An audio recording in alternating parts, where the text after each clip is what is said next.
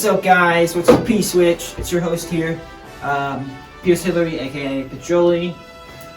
So today I thought we'd change it up.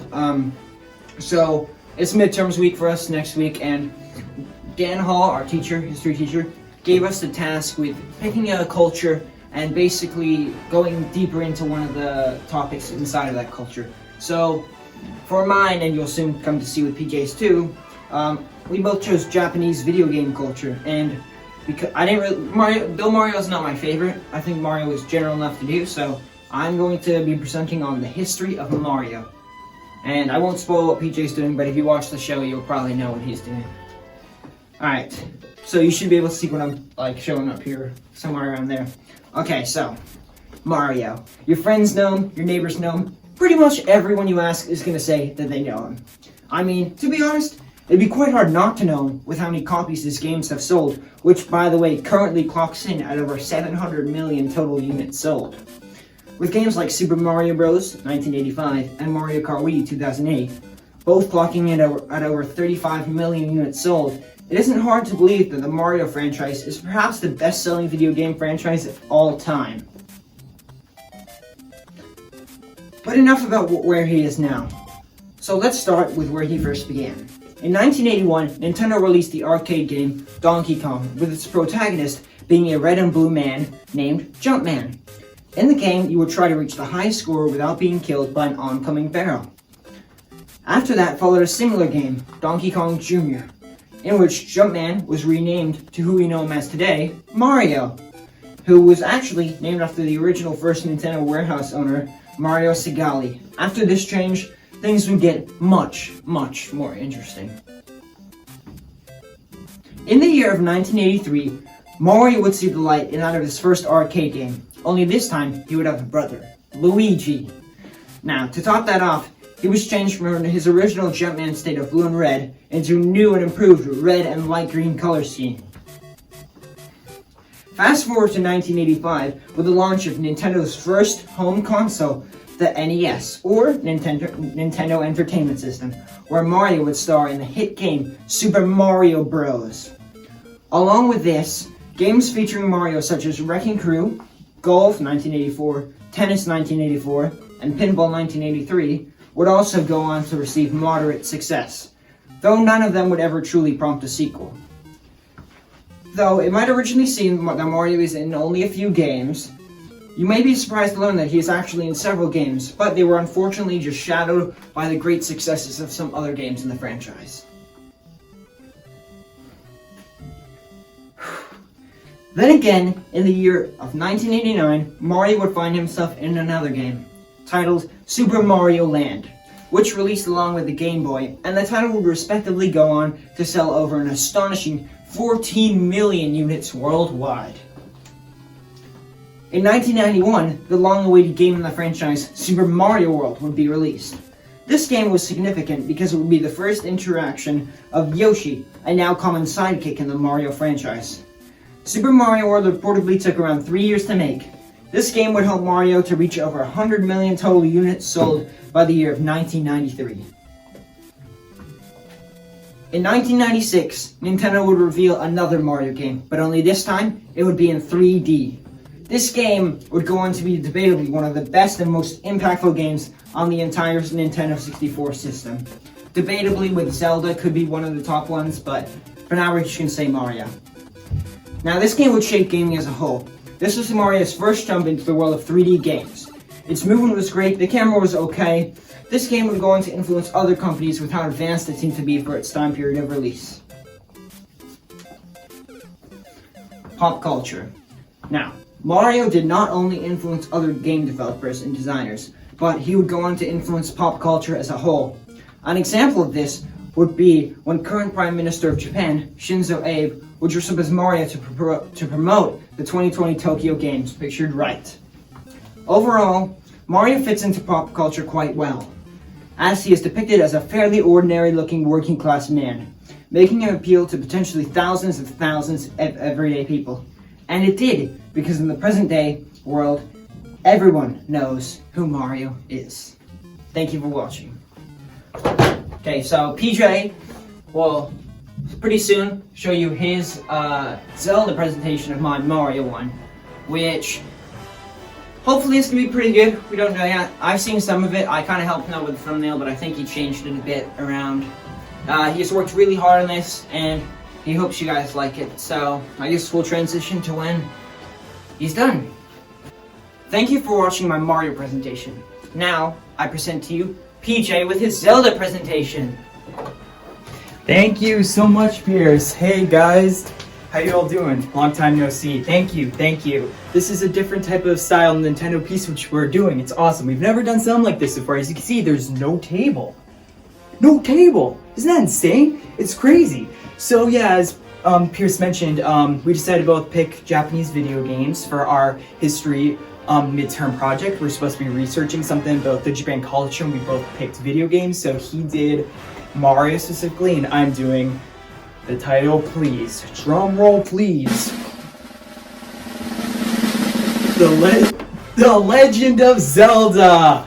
Yes, I'm doing The Legend of Zelda, the whole history of all the games, and I'm doing a Google slide presentation. You're gonna see it up here. It's gonna be awesome. I've been working super hard on this presentation. I'm gonna go through all the games, canon games. I won't go on the spin-offs because they'll just take a long time, so I'm just gonna go through the Zelda sucks.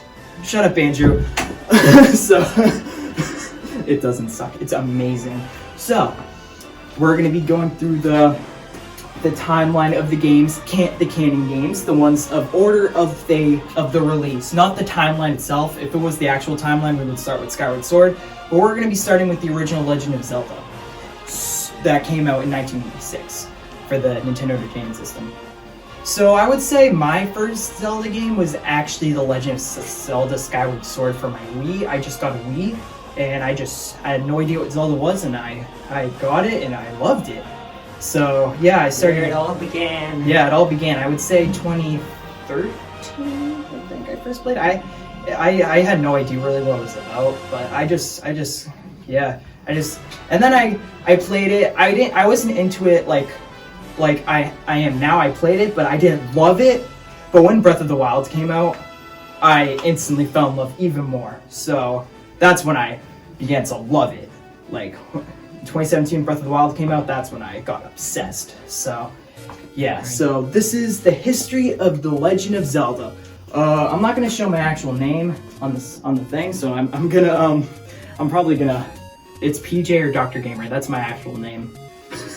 Alright, so let's start. The history of the Legend of Zelda, 2019. 1986, The Legend of Zelda.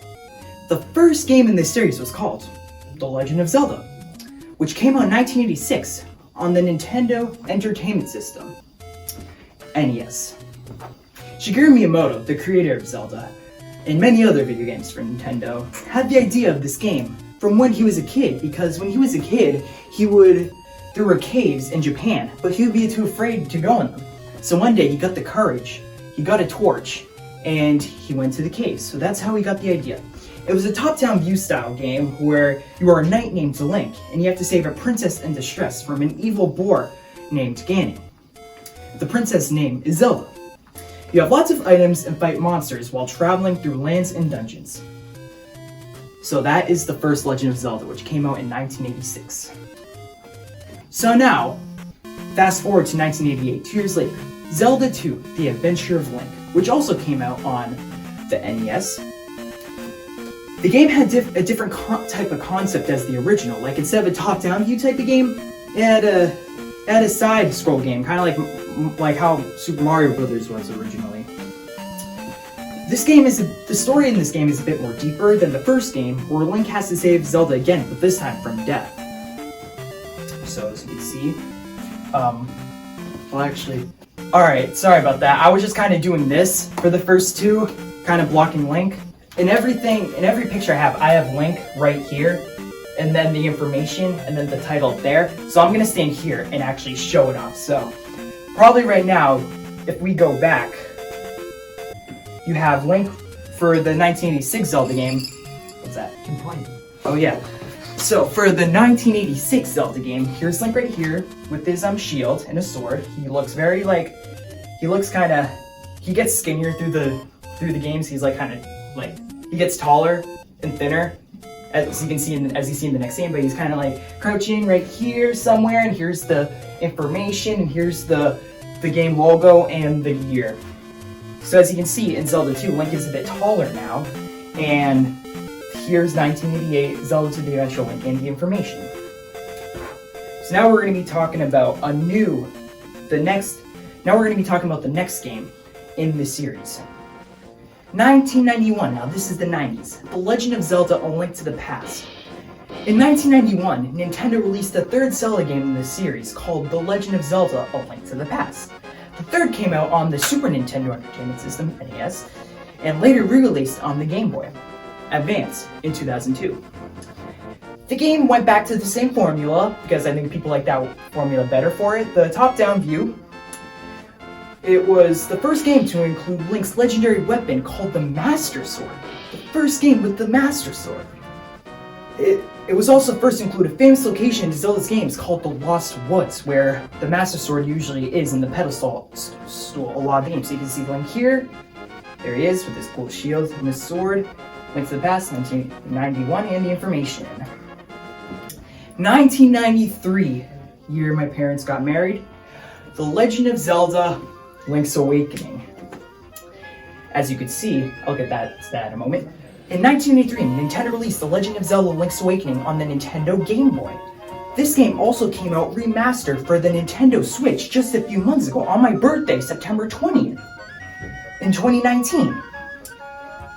That was completely remastered. It had a whole new style. As you can see, that's the new logo compared to the old logo, and that's New Link right there. So that's actually how he looks in the re-release one. I couldn't really find a good picture of him from the original, which is weird. But here's him from the reimagined game. So this is a direct sequel to A Link to the Past, and is the first Zelda game to not take place in Hyrule. It's also the first Zelda game that is on a handheld console. In this game, Link watches ashore on a mysterious island called Colin Island, and has to get off the island and get back to his home, Hyrule. 1996, The Legend of Zelda: Ocarina of Time. In 1998, The Legend of Zelda: Ocarina of Time came out on the Nintendo 64, which was the first ever 3D console for Nintendo, and this was the first ever 3D Zelda game. This game was huge because it was the first ever 3D Zelda game. This game had a brand new formula because it was 3D. This game was remade in actual 3D, like actual 3D on the Nintendo 3DS with better graphics. In this game, Link has to save Hyrule from Ganon, but this time Ganon is in a form of the Gerudo, which is a tribe in Hyrule called the Gerudo. His name is Ganondorf. The Gerudo are a tribe in Hyrule, I already said that. Link time travels in this game, so you can play as young Link and adult Link. So you can see, here's adult Link here. And as you can see in the kind of faded background, Ganondorf and young Link, and the logo, 1998. So, Link time travels in this game, so you can play as young Link, adult Link, and you have a fairy companion named Navi. Link time travels 7 years in the future, finds out that Ganondorf took over Hyrule. So Link has to beat Ganondorf and free Hyrule from the evil king.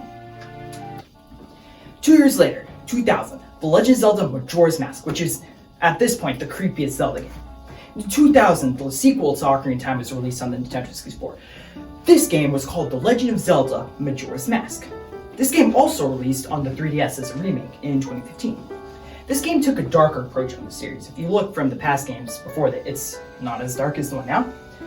So, at the end of Ocarina of Time, Zelda sent Link back 7 years to relive his childhood. So when this game starts, where he's on his horse, Epona, looking for Fairy Navi, who left him at the end of Ocarina of Time for some reason, he finds Skull Kid, where he has an evil mask on him. The mask is living, so it controls Skull Kid. Skull Kid steals Link's ocarina, turns him into a Deku Shrub, and sends him to a parallel world called Termina. Link has to stop the evil mask called Majora and get back to Hyrule before time runs out. So this whole game is timed, which makes it like super stressful. How much time do you get? I forget exactly. Like 72 hours. Dawn of the first day, 72 hours remain. 2001. Zelda, Oracle of Eight. Oh, I forgot to mention. In The Legends of Majora's Mask, you have Young Link here. You can only play as Young Link, and there's the moon and the logo in 2000. So you're only at Young Link in this game. 2001. Oracle of Ages and Seasons. 2001, Nintendo went back to the 2D top-down view style in Legend of Zelda: Oracle of Ages and Seasons. The games were released on the Game Boy Color, which Oracle of Ages concentrates on puzzles, and Oracle of Seasons concentrates in on action. So the stories are not exactly the same. Nintendo had plans to make a third Oracle game, but it never ended up happening. In these games, Link teleports to the land of Holodrum, and Link has to help the people of this land. So there's Link there, and there's the logos, and then here, yeah. So there it is. 2002, The Wind Waker. In 2002, Nintendo introduced a way more cartoony type of game style to the series. The first game to have this type of style was The Legend of Zelda, The Wind Waker. Am I doing that the wrong way? I think that's how Link's doing it, I don't know. Which came on the Nintendo GameCube. In this game, Link lives on an island called Outside Island with his grandmother and his twin sister Ariel. This is the second game to have Ganon as a Gerudo, who's Ganondorf. Ganondorf sends a giant bird to Outside Island and kidnaps Ariel because he thinks Ariel is Zelda. So Link goes on a sea adventure to save Ariel from Ganondorf, so you see. Toon Link, logo, yeah. 2004, so I was born by this time. The Legend of Zelda 4 Swords Adventures. In 2004, Nintendo released the GameCube's top-down style Zelda game called The Legend of Zelda 4 Swords Adventures. In this game, the main sword is the Force Sword, and it turns one Link into 4 Links, as you see there are 4 Links here. The Links each have different clothing coloring. There's regular green Link, blue Link, red Link, and purple Link. The Links have to work together to protect Hyrule in the 4 Sword Sanctuary. This game can be played up to 4 players, which is why there's 4 Links. Same year, 2004, The Minish Cap. In 2004, on the Game Boy Advance, Nintendo released The Legend of Zelda, The Minish Cap. In this game, Link's cap is a living bird, and its name is Ezla. The central concept of the Minish Cap is that Link can shrink to a tiny size with the help of Ezla. The game actually takes place many years before 4 Swords Adventures, so it's kind of a prequel to it. Link has to find the Bakori Blade and stop Vati, who is the villain in this game. 2006, The Legend of Zelda Twilight Princess. In 2006, Nintendo released The Legend of Zelda Twilight Princess on the GameCube and the Wii. It later came out remade on the Wii U in 2016, I believe. Video game graphics were getting better, so the game looks really good. It was super realistic. It was the most realistic type of Zelda game, honestly, at this point. In this game, Link turns into a wolf. Link has to save Hyrule from the Twilight Realm and has to defeat Ganondorf again. There was a new character in this game called Minna who rides Wolf Link and helps Link in the game. At the end of the game, Zelda helps Link beat Beast Ganon, and then the final battles with Ganondorf. So you see here you have Link and Epona, and here you have Wolf Link and Minna. There's all that cool stuff. 2006, same year, Phantom Hourglass. In 2006, on the Nintendo DS, Nintendo released the sequel to The Wind Waker called The Legend of Zelda, Phantom Hourglass. This was the second Toon Zelda game in the series, I believe. This game was similar to The Wind Waker, but had some different elements because it was on a handheld console. In this game, Link stays with Tetra's pirate crew, who Tetra's really Zelda. Spoilers, Link stays with that crew, and has to defeat Willem with the Phantom Sword, who's the bad guy in this game. So you can see Link chasing the fairy, all the cool stuff. 2009, which is exactly 10 years ago, yeah, it is 10 years ago. It's almost 2020, so yeah. How's it 10 years ago? 2009? 2019? It's pretty much 2020 though. Yeah. At this point, it's 10 years, but pretty soon it's going to be 11 years. Happy New Year. Happy New Year! 2009. In 2009, Nintendo released The Legend of Zelda Spirit Tracks on the Nintendo DS. It had the similar engine as The Wind Waker, Phantom Hourglass. So, similar engine, Wind Waker, Phantom Hourglass, Toon type game. Yeah. In this game, instead of taking a boat, as you did in the past 2 games, you take a train. So the main concept is a train. In this game, Link and Zelda are together and have to save the Spirit Tracks. So as you can see, Link, Zelda. Yeah. 2011. Legend of Zelda Skyward Sword, which is actually the first Zelda game I've ever played. In 2011, Nintendo released The Legend of Zelda Skyward Sword on the Wii. This is the first game in the story timeline. So out of all the games in the timeline, Skyward Sword is at the top. It's the first one. So some stuff in the regular Zelda series isn't even made yet, like Hyrule. Like for instance, there is no Hyrule yet in this game. Skyloft is where Link's home is, which is in the sky. And Girahim, who becomes Demise, is the villain, so there's no Ganon. This game also teaches about the origins of the Master Sword. So Fi, I never know how to pronounce her name, Fi, is Link's companion, and she lives inside the Master Sword. So Link has to save Skylot from demise. 2013, Legend of Zelda: A Link Between Worlds. In 2013, on the Nintendo 3DS, Nintendo released The Legend of Zelda: A Link Between Worlds. This was yet another top-down view style game. In this game, Link gets sent to an alternate Hyrule, which is called Lorule, means alternate people he knows, like Hilda, which is the opposite Zelda. Link can also turn flat in the wall and walk through walls, so he can turn Link into a painting. So Link has to save Lorule and Hyrule from Yuga, who is the villain. So you can see Link Between Worlds, and Link right there, 2013. Yeah, I also forgot to mention, here's Link from Skyward Sword, looking really good there. There's the logo, and there's Skylot behind. And people are thinking maybe Ocarina of Time Link was Ocarina of Time Link was Skyward Sword Link's kid, because it's weird because Skyward Sword takes place first in the timeline, but he's an adult. But Ocarina of Time comes later, but he's a kid, so maybe they're different generations of Links. No, I have 6 minutes to do the rest. Okay. Just so you know, PJ. Okay. Been going for like 20 minutes. I know. In 2015, Nintendo released another top-down view style game for the Nintendo 3DS called The Legend of Zelda: Triforce Heroes. In this game, there are multiple Links like Four Swords Adventures, but instead of 4, there are 3. There's Green Link, Red Link, and Blue Link. As you can see, they're playing on 3DSs, which is like cool because it came out with 3DS. In this game, it takes place in Hytopia, and the Links help the kingdom and its princess. So it takes place in a different kingdom.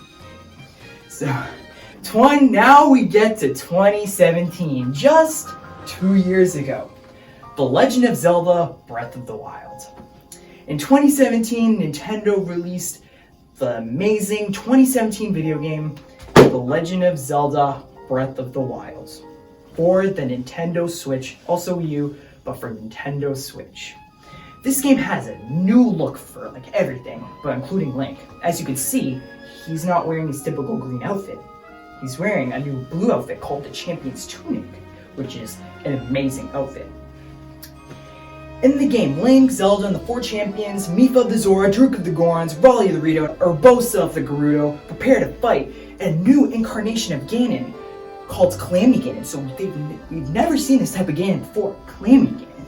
Sadly, they all failed to beat Calamity Ganon. The champions die, Link almost dies, Zelda takes Link to the Shrine of Resurrection, Zelda goes to fight Calamity Ganon, Zelda has been fighting Calamity Ganon for the past 100 years. Link has been sleeping, resting in the Shrine of Resurrection for 100 years. So 100 years later, Link wakes up from the Shrine of Resurrection, and he just sees this all Hyrule ruins. So in the game, you're doing shrines, you have to free the 4 divine beasts. So then when you're ready, you go to Hyrule Castle, and you fight Calamity Ganon. Just in time, Zelda can't hold the power anymore to conceal him. So Link goes just in time to fight Calamity Ganon. He ends up winning, so Hyrule is saved. Or so we thought. It also won the 2017 Game Awards 2 years ago, which is insane. It's such a good game. I didn't make this slide yet, so it's not here, but you will probably see in the background. So now, just 6 months ago, during E3, they announced. Cue his reaction up right now. What the? Oh my god! Oh my god! What is this? It's a Breath of the Wild 2? Breath of the Wild! Oh my god! They announced the sequel to The Legend of Zelda: Breath of the Wild. The sequel. So now, Link and Zelda are back in Hyrule. They think everything's all good. They're exploring the underground places. But then they see some sort of body, which they think. They don't know what it is. But I think we all know what it is. It's Ganondorf. So apparently something's been stealing Ganondorf for all this time. Maybe since even Twilight Princess. So maybe Ganondorf was the ultimate villain. Maybe Calamity Ganon was a puppet. So probably what we're going to have here is maybe Link and Zelda as the picture, the logo, Breath of the Wild 2 working title, and then you have the information. So that's going to be awesome. Don't stop it. I got to say something else. I'm waiting until you're done. So. Yeah, so that's going to be the slide about it. I don't know what exactly I'm going to say about it, but it's probably going to say working title there because we don't know anything really about the game. All we know is that that's in development. So I hope 2020, I'm going to do 2020 question mark because I really want it to come out next year. That would be amazing. It probably will. Yeah, I hope so. Like probably holiday. That would be great. So that is all the canon Zelda games up until now. I hope you guys enjoyed it. Like, let us know what your favorite Zelda game is. And Mario game. Oh yeah, and Mario game. Thank you for your Mario one. That was awesome. And yeah, we'll come here and sign off. I think this is going to be our last video of the year 2019. Would you say, right? Because we just have one more week of school, which is midterms, which we're going to be super busy, and then we're off, and then it's going to be 2020. So It's been a good year. It's been a good year. We kind of lacked in PSwitch videos, but Yeah. it's okay. Yeah. Thank you guys for watching. Yeah. So, We wish you a Merry Christmas. yep, and a Happy New Year. Peace out, guys. Peace out. Peace.